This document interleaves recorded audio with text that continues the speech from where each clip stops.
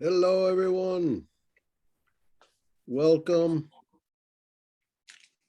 We're going to give people a few more minutes to filter in, and then we'll get started with my SHSAT talk.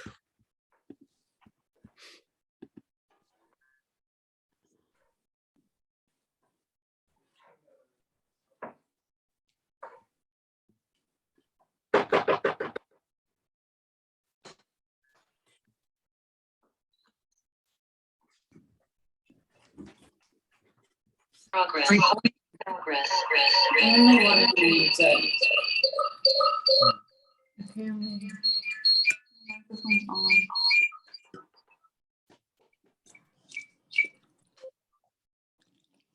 Battery turned on. Your microphone off? I don't know. Hers was on, so. I don't know.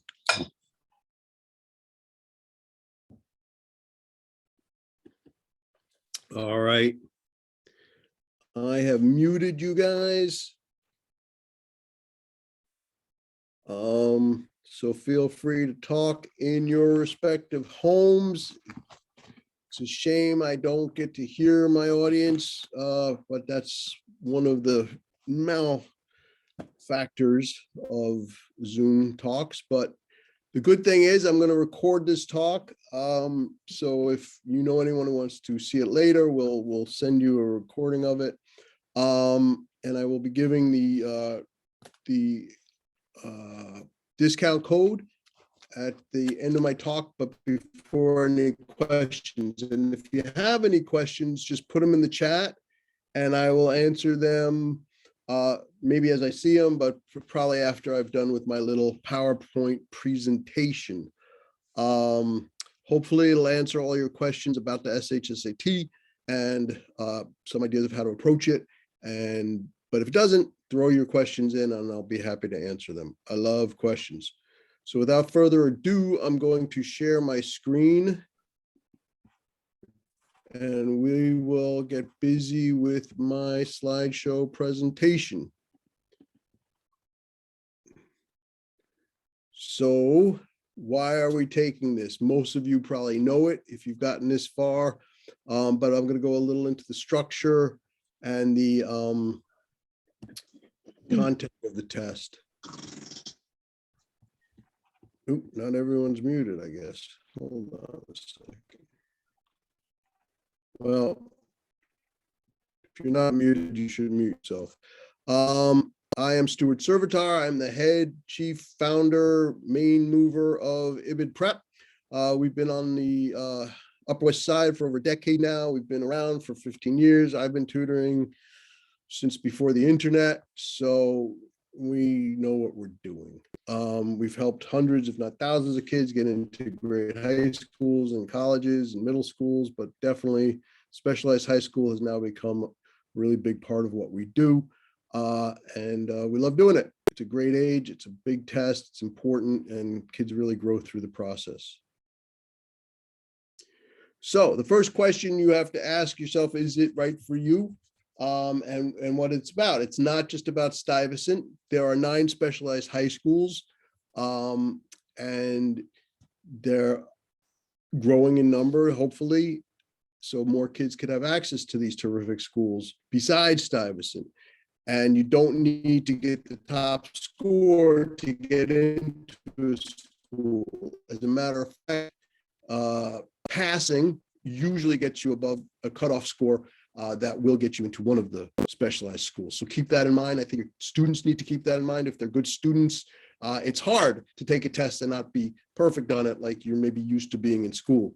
But the reality is no one's perfect on this test, but darn good can get you a very, very long way. The nice thing about it is you don't have to be completely master of it to do well, but also there's clarity. If you get a good score or if you pass a cutoff score, you get into school. As we all know, the landscape right now in New York City, everywhere else is anything but clear. So taking the test gives you that advantage. If your student is thinking why they should or should not take the test, as I said, the clarity of taking it and getting a score gets you in. It's 3 hours, it's worth a shot. It's free, which is always good. And there's no negative consequences. Your head will not explode if you do poorly. Why you should not? If you don't want to go to a specialized school, if you have no interest in going to a specialized school, don't put yourself through this. It's a long, process to get good at it or to get comfortable with it. It's a commitment, and your head might explode if you do poorly. No, that's not true. We have never lost a student yet, either doing well or doing poorly. No exploding heads, no exploding tests. And here's what it is. The test itself, 2 sections. There's a verbal and a math section. The verbal section has a small component of grammar and editing. It's called revising and editing because you can test students for editing for grammar, but you can't say grammar anymore. It's a dirty word. Editing means the way sentences connect and combine with other sentences, and the way they're formed, and the way paragraphs connect and combine with other paragraphs.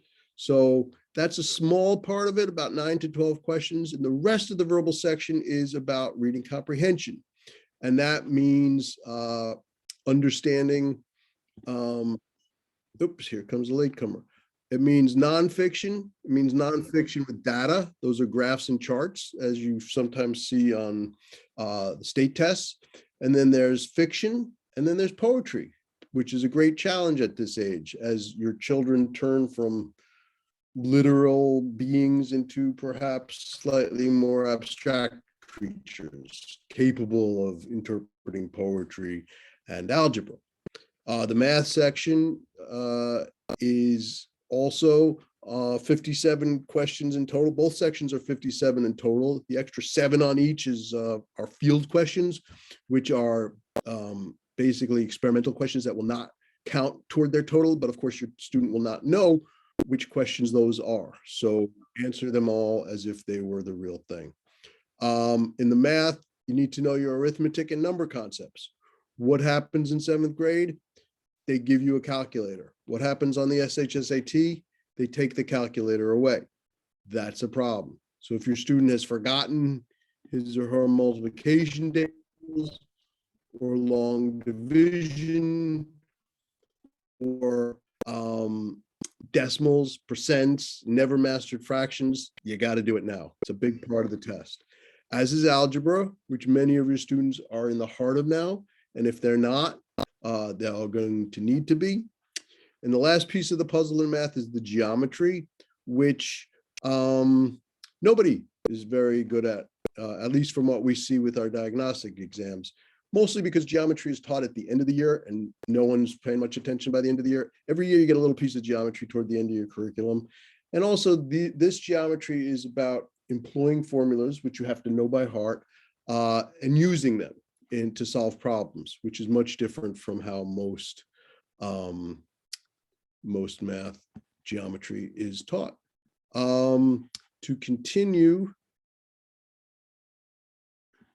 you're going to want, for the verbal, to have some command of the parts of speech, basic rules of grammar, punctuation. This is a great opportunity for your kids to learn what commas are for and not for, which most of America doesn't really know. Common usage and editing skills. Reading comprehension, it's another level from what they're used to maybe on the state test. They have to be able to read in detail. They have to be able to analyze the material they're reading on a real level and not just pick out words and spit out answers as many are used to. The better the reader, the better you'll do, because it's really, really a large part of the verbal for sure. And again, you're gonna have to be comfortable with fiction and poetry and charts and data. The math, as I spoke about, got to get your foundational operations going. You have to understand certain basic math topics. You have to have number knowledge. You have to know what prime is, an integer, negatives, ratio, about solving for X, which they're learning this year. But it's also about setting up and executing word problems, which might cause a head to explode, but it won't. Again, I promise no exploding heads. And then lastly, geometry, knowing the formulas for area and volume for a select number of shapes and knowing how to use those formulas properly.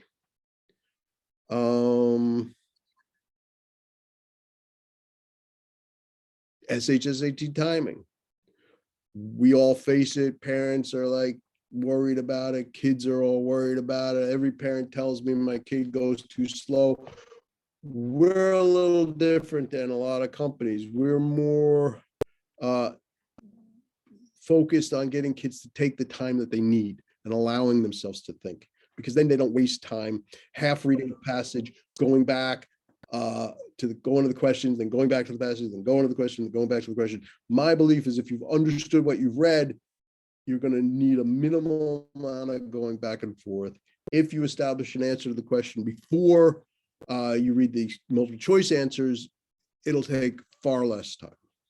So you go faster by going slower. And it's the same with the math. If you take the time to set things up correctly, if you complete your math problems, you're going to avoid careless errors and you're going to get the questions you attempted correct. And that's the game. The game is not finishing. Finishing is nice, but you don't get points for finishing. There's no bonus for finishing. You only get points for correct answers.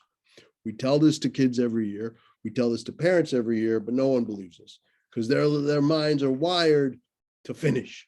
And obviously, if you're taking a test in school and you want to get 100 on the test, you have to finish. But this is not that test. And a lot of our time is spent convincing kids and some parents that it's not about finishing.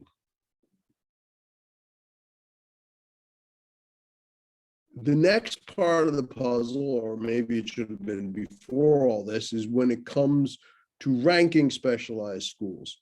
And you may be used to this from when you applied to middle school or elementary school. You got to rank it, you got to guess. If you don't get your first choice, you get your second, or they only do first choice. There's none of that on the specialized school.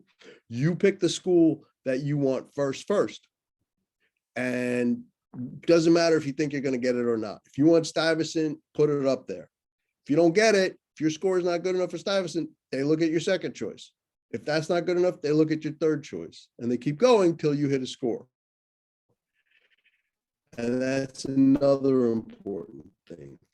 Given the vagaries of the system right now, put down as many schools as you can. I mean, you're probably, if most of your Manhattan families, you're not going to go to Staten Island. That's like a 2.5, 3 hour commute every day. But most of the other schools are gettable physically. So put them down because you don't know what you're going to get in the general high school randomness that we're all facing these days. So rank your schools by the way you want them and put your down as many schools as you can physically get to.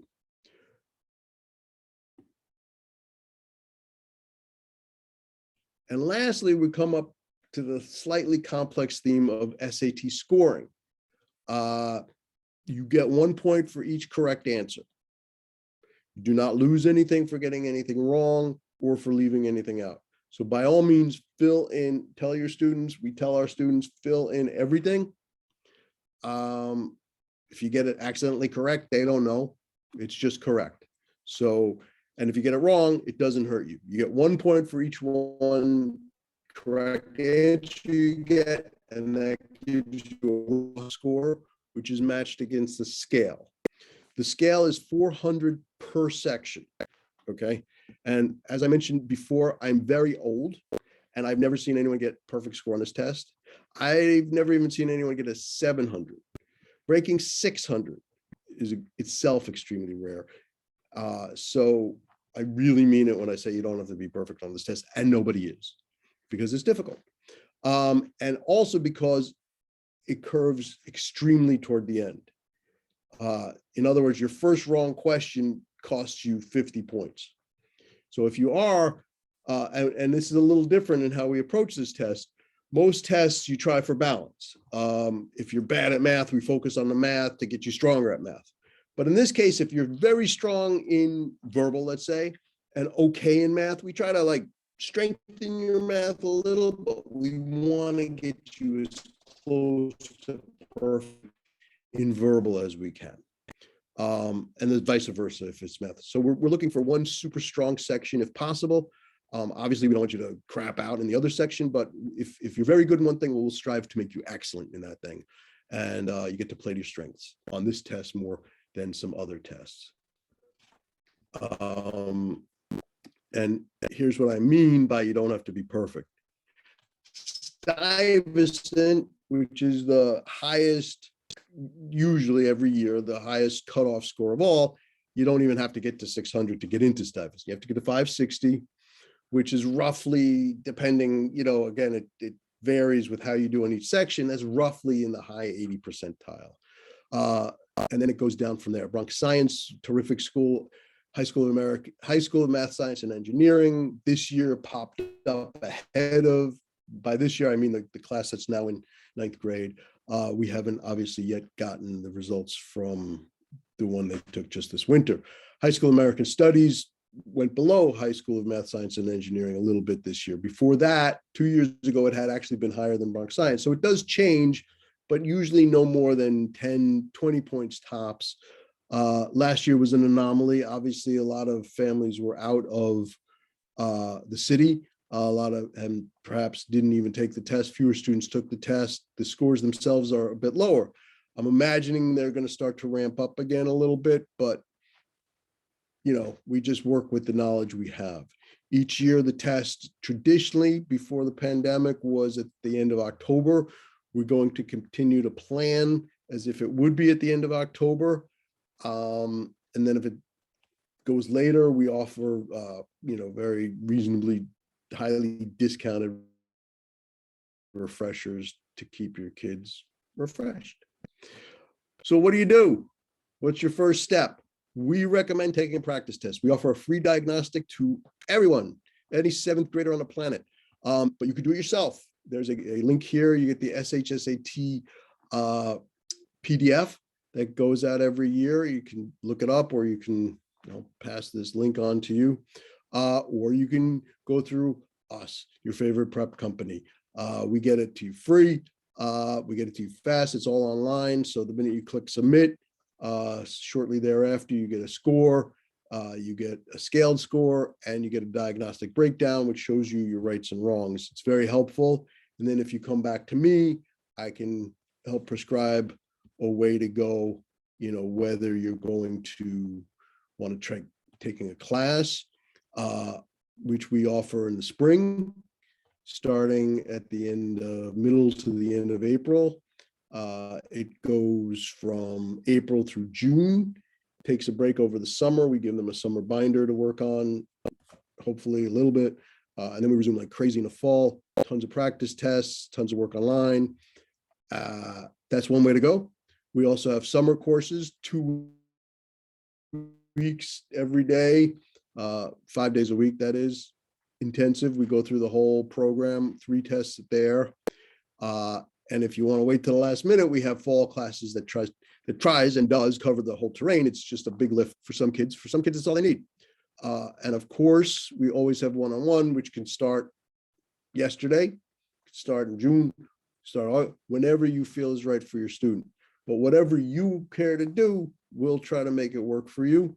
And or give you guidance where else, what else to go, where, we love having as many people as wish to hop on board. Every year we help, between 100 and 200 kids, and we're growing, but we try to maintain our quality so that we can continue to be as successful as we are.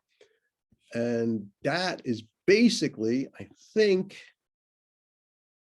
the talk in a nutshell. Oh, yes, and remain clam.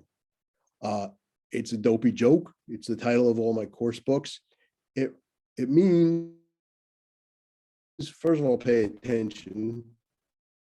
So I've had many families and students who never noticed that I write clam instead of com. And that's what we do on tests. If we're not paying attention to every word and every letter, we're going to fill in our own questions and answer those questions. Whereas tests, what the tricky part of tests is that they ask you to really pay attention.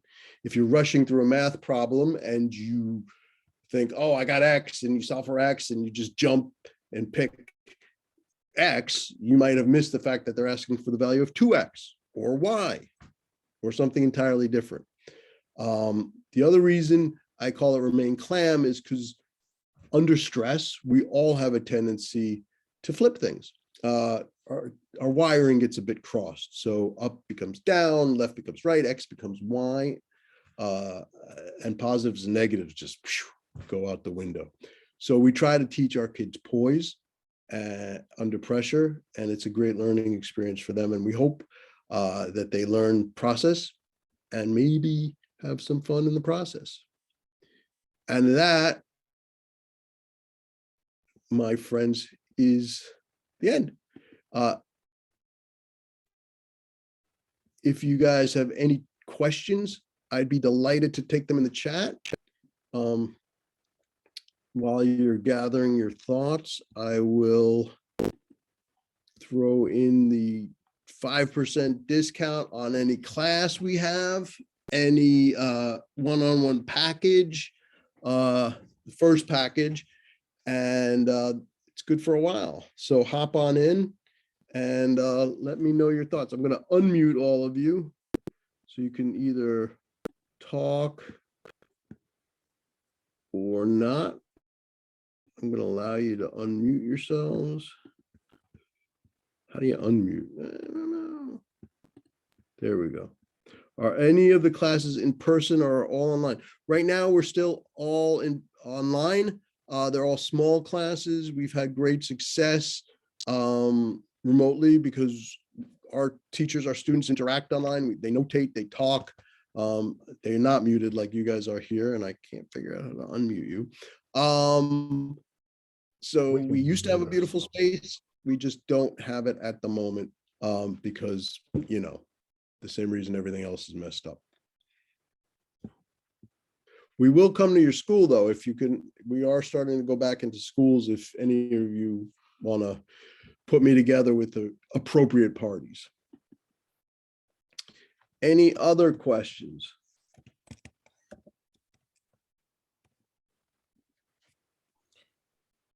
You had mentioned that that you shouldn't guess, but you should answer all the questions you can. What is the best strategy? No, you should guess if you don't have any clue. Okay, so try to complete Absolutely. the test. Yeah, but here's the thing. If you've got 20 questions left in 5 minutes, don't rush to do all 20. Spend, whatever time you need, especially because it's the math and you can't rush to math. Spend whatever time you need to get 5 more questions right, and then spend 20 seconds filling in B. Don't stress, about getting everything filled in. Just keep working at a, reasonable, inspired, adrenaline-driven pace.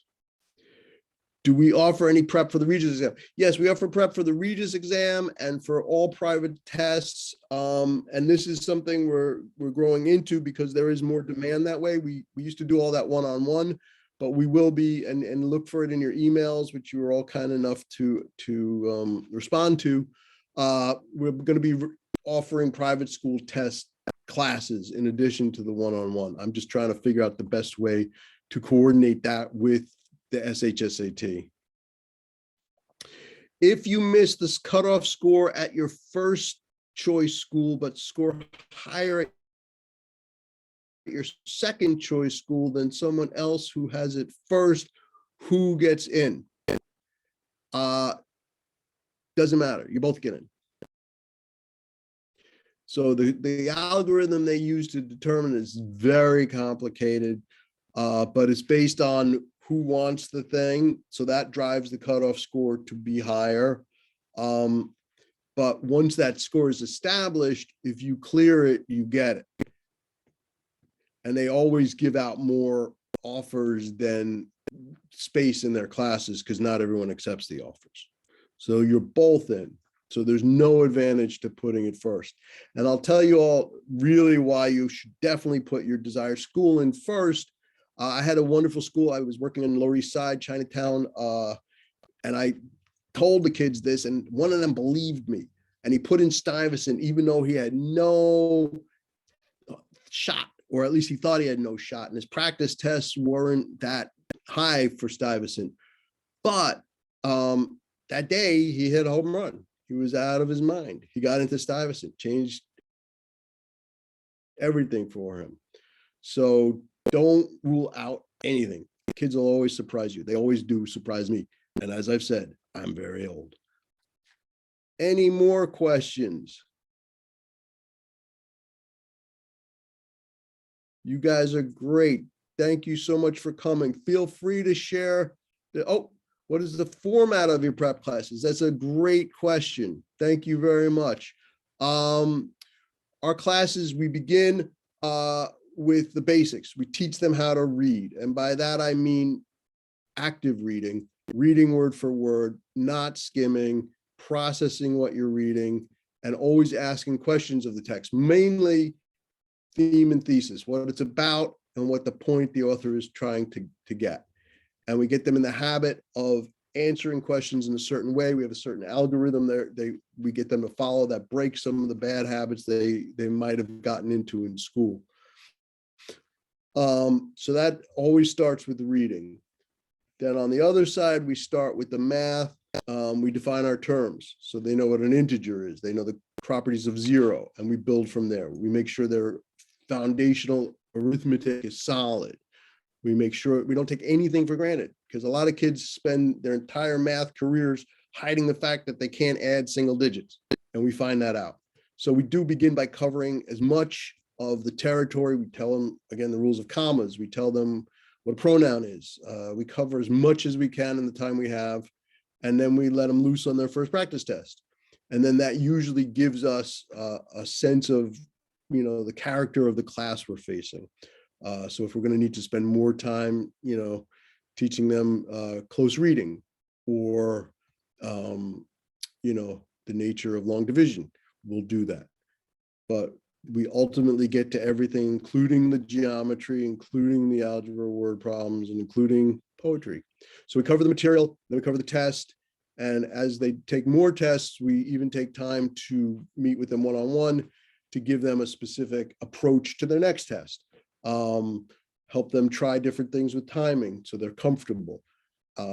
We give them as much one-on-one attention as we can. And you as parents will always have access to the tutor through email, and also to me, so that you shouldn't be, and you'll always see their results online. You won't be in the dark as much as you wish not to be in the dark. There's some things you don't want to know. I understand. As far as like the math, my son noticed there was some material he hadn't covered yet on the practice test. So you cover the stuff that they may or may not cover in 7th grade? Correct. And because this test goes into 8th grade, so it really requires that level. I mean, a lot of kids freak out about that, but we do start with the essentials, and we build on those to make sure they can reduce fractions, because if they can't reduce fractions as fractions, they're not going to reduce them in algebraic expressions either.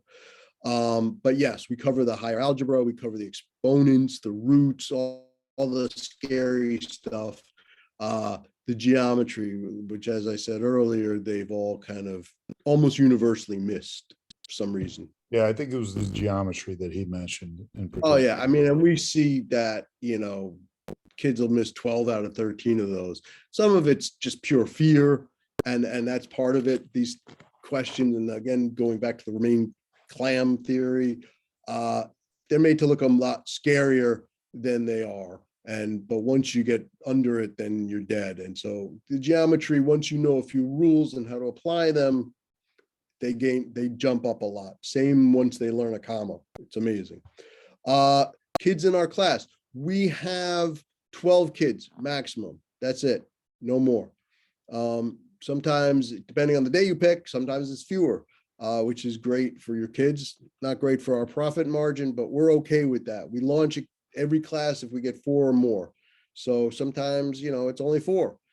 Sometimes it's 12, but never more than 12, even online.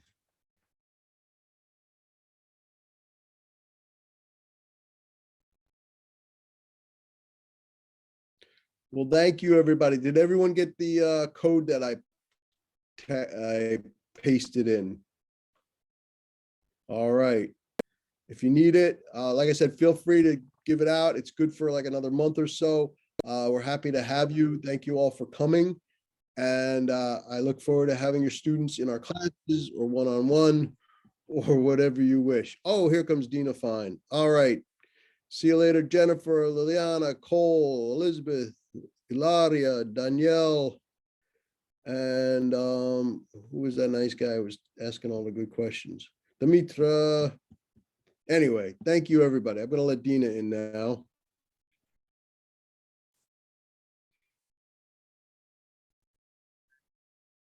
Dina, you missed everything.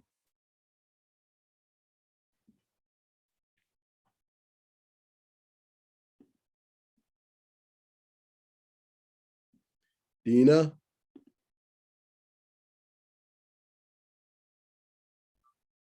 I'm going to repaste the, oops, that's not it. I'm repasting the code for you, Dina. And if you want the recording of this meeting, it'll be, you can just email us and we'll shoot you the recording once we download it. Because we're just finishing up. It went quick today. Yes, sorry, it was actually Anthony here. Sorry, we were so late. We had to pick up some Hebrew classes and stuff. So sorry about that, Stuart. Not a problem. But like I said, I just pasted in the code for you. It's in the chat. And we can, we're happy to shoot you a recording of the talk. Just send me an email and we'll hit you back with that. Okay, fantastic. Yes, sorry. As I said, we had to pick up from Hebrew and it all got, we're rushing around. So sorry about that. Kid at Hebrew school. That's the worst. It's good to hear you, and I hope we have you in one of our classes real soon. Great. And you said if I hit the chat, I saw a chat come up. If I hit the chat button, you said I can see the code? Yes, the code, yes. Why isn't the chat coming up? Oh, here we go. Yeah, I can see it on the side. Okay, fantastic. Yeah, so all right. If you can send me the recording, we will listen to it and then we'll ping you, Stuart, with any questions we have. Perfect. Just send me an email requesting that and then I won't forget. Fantastic. Okay. Once again, apologies for, well, I was going to say for running late, for basically missing it all. No problem. Okay. Thanks so much. Have a good evening. You too, man. Cheers. Bye. Bye, everyone.